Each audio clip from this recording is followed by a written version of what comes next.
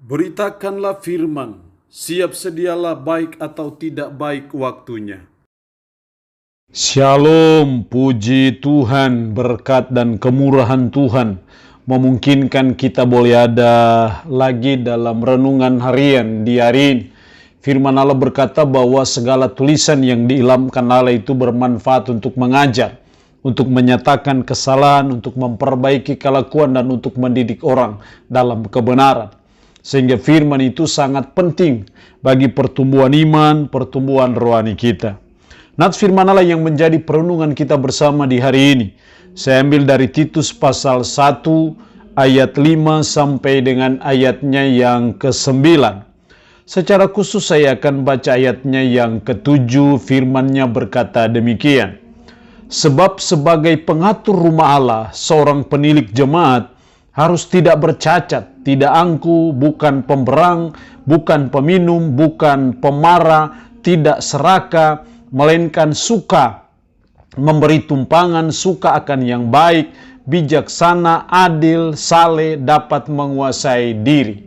Demikian sabda kebenaran firman-Nya hari ini yang mengajar dan menasihati kita menjadi pengatur rumah Allah.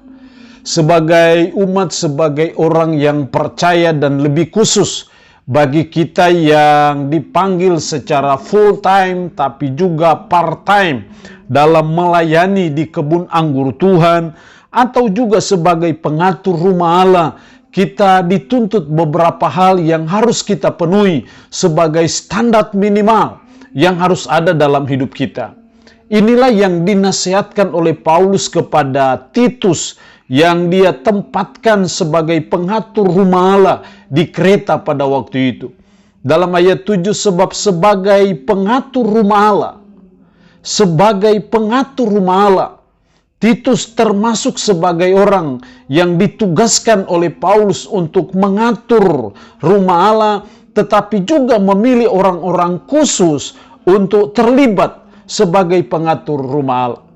Nah, dalam konteks firman Allah hari ini kita belajar apa syarat yang dituntut dari kita ketika kita mau menjadi pengatur rumah Allah, ketika kita terlibat dalam pekerjaan Tuhan, terlibat dalam pelayanan, terlibat dalam kebun anggur Tuhan.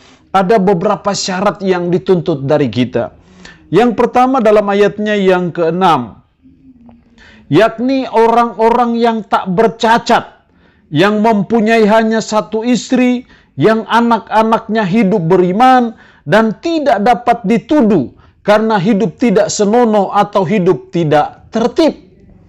Dalam ayat 6 ini memberi syarat bagi pengatur rumah Allah, yaitu syaratnya yang pertama adalah memiliki keluarga yang baik. Yang mempunyai hanya satu istri, yang anak-anaknya hidup beriman, dan tidak dapat dituduh karena hidup tidak senonoh atau hidup yang tidak tertib. Itulah persyaratan menjadi pengatur rumah Allah.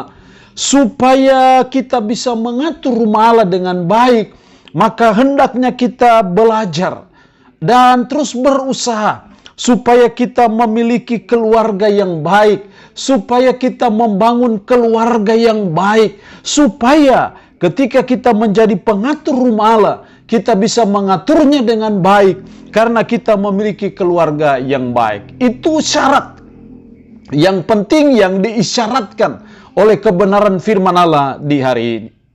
Yang kedua, syarat yang kedua dalam ayat 7 dan 8, sebab sebagai pengatur rumah Allah, seorang penilik jemaat harus tidak bercacat, tidak angku, bukan pemberang, bukan peminum, bukan pemarah, tidak serakah, melainkan suka memberi tumpangan, suka akan yang baik, bijaksana, adil, saleh, dapat menguasai diri. Kalau saya boleh meringkaskan semuanya itu yang dijelaskan dalam ayat 7 dan 8 adalah berkarakter yang baik. Jadi menjadi pengatur rumah Allah, kita dituntut yang kedua adalah mari kita berkarakter yang baik, yaitu karakter yang tidak angku, bukan pemberang, bukan peminum, bukan pemarah, tidak serakah.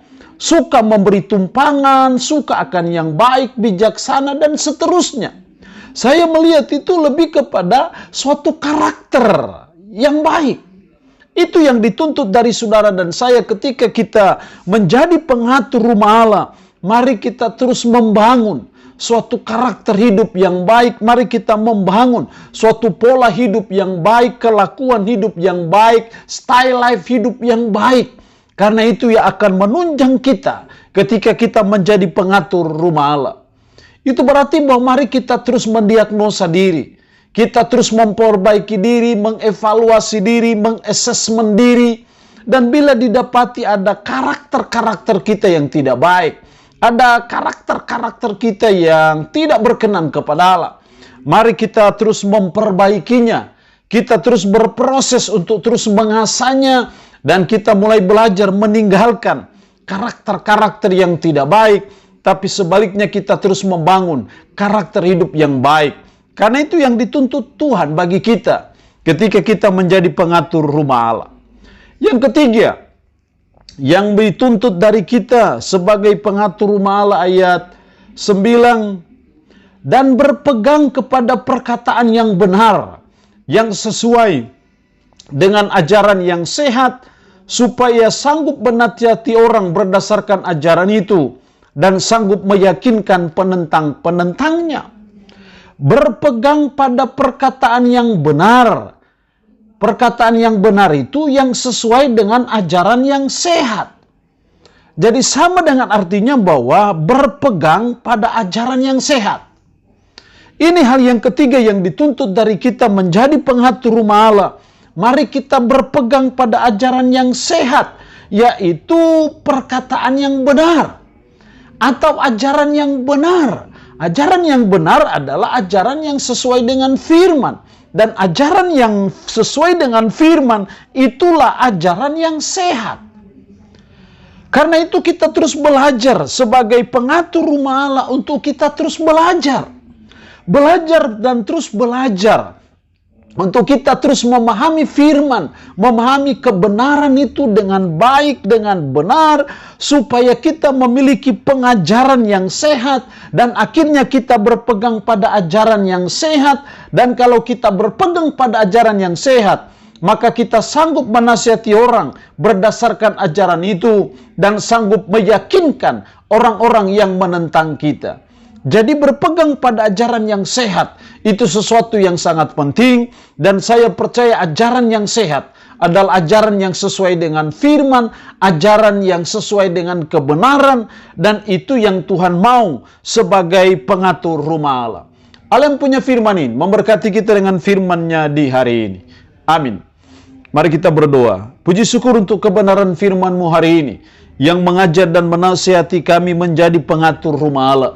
Kami dituntut syarat untuk kami memiliki keluarga yang baik, supaya kami berkarakter yang baik, dan supaya kami berpegang pada ajaran yang sehat.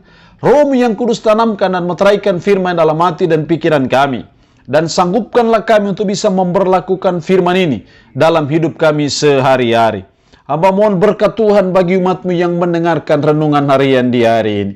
Yang sakit hamba berdoa dalam nama Yesus, Tuhan lawat, jamah, dan sembuhkan dari sakit penyakit yang diderita. Terpuji-pujilah nama-Mu Tuhan. Dalam nama Tuhan Yesus Kristus kami berdoa. Amin. Shalom. Tuhan Yesus memberkati kita dengan firman-Nya di hari ini.